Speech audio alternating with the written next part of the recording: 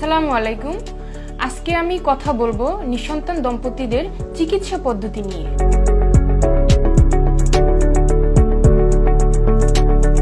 কোনো দম্পতির বিয়ের 2 বছরের মধ্যে যদি বাচ্চা পেটে না আসে কোনো জন্ম নিয়ন্ত্রণ পদ্ধতি ছাড়া, তখনই আমরা কিন্তু বলি তাদেরকে নিঃসন্তান দম্পতি। বাংলাদেশে প্রায় 15% রোগী এই নিঃসন্তান অবস্থায় ভোগেন।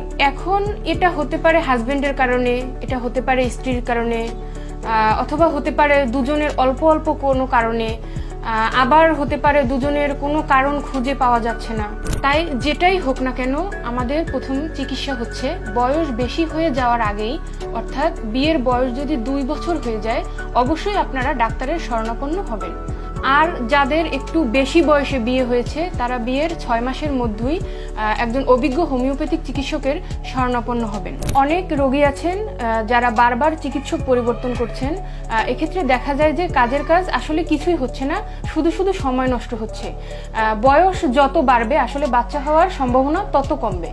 স্বামী স্ত্রী উভয়ের শারীরিক ও মানসিক লক্ষণ নিয়ে যদি সঠিক ঔষধ নির্বাচন করে প্রয়োগ করা যায় এবং ধৈর্য সহকারে আপনারা যদি চিকিৎসাটা গ্রহণ করেন, সেক্ষেত্রে আশানুরূপ একটি ফলাফল আসবে ইনশাআল্লাহ।